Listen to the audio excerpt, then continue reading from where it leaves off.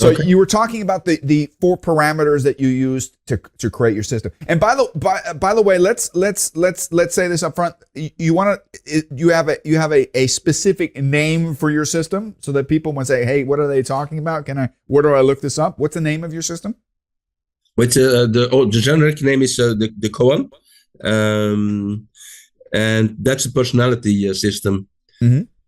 And based on that, we derive then, we link it to the different models from IPMA, PMI, and others, or we create ourselves for sales and entrepreneurship. So you call it COAN, right? K-O-A-N? It's the K-O-A-N. What does that stand for? Well, it's one of the key principles from the Zen Buddhism. Oh. Yeah. I found out afterwards. Basically, it came from a kind of typo, and then someone said, "Oh, but it's a great concept." So I studied. So, what does Koan mean in Buddhism?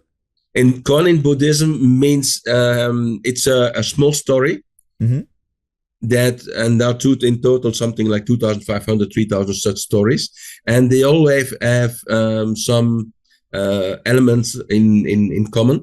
Number one, they are always a kind of paradox, just like human beings. Yeah. Okay. Number two, with 2,500, you'll never finish study. Yeah. Just like you finished. So continuous learning. Yeah. And number three, in the Koan concept is the feedback from the pupil is as worthful as the feedback from the mentor. Gosh, that is brilliant. So first of all, I thought that the statement, because I'm a big fan of cosmic paradoxes, which I think the biggest problem we have in modern management is that we often want the truth. And the problem is that the truth is often true truths that contradict one another, but in unison create that yin yang. Yeah. Right? And the second thing that I think is great, and I guess this is part of one of your underlying philosophies, because I know you have a 360 method in your model as well, that you say, listen, the teacher is valuable, but you're a teacher as well, right? One of the things we know as teachers is we learn just as much from our students as they do from us. Exactly. Okay. Yeah. So that's great. So that's how you came up with the name. I interrupted you. You were going to tell us what were the 4 parameters that you used to create your system. We'd been talking about beforehand validity and precision. What were the parameters that you used? Well, it's overlapping, of course, but number one, it should be concrete. Okay. Oh, I love that. So not so vague, because I think that's one of the challenges between, let me put it this way. If you sit down and you study something, there's always some kind of academic approach to it. And I think one of the dangers of academic approach or process is that we become so abstract. We use such highfalutin, such vague vocabulary because we're trying to hide our uncertainty. That uncertainty is transferred to the person who's trying to learn, and they said, okay, I heard you. I have no idea what the hell you're saying. So you're saying at the end of the day, the measurement is it concrete? Awesome. Okay. Yeah. Does it say something? But like you say, the academic, whether it's academic or not, is not important. But for example, if people are using ChatGPT and the other models, Copilot, whatever,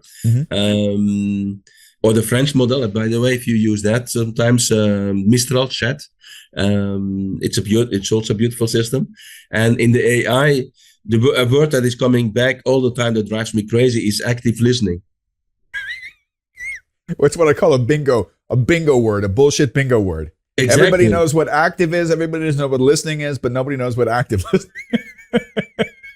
And it's coming back all the time. And it's just a bullshit word. Yeah. So if you want to describe someone who's really eager to learn and to listen, then you should never use that word because it doesn't say anything. Yeah. It's kind of a redundancy. So, yeah. But it also presupposes the assumption that people, when they listen, actively listen. Yeah. So the first one was concrete. What was the second parameter? Observable.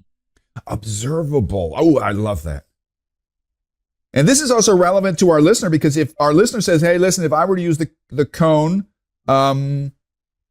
what benefits is going to give me? So 1, it's concrete. 2, it's observable.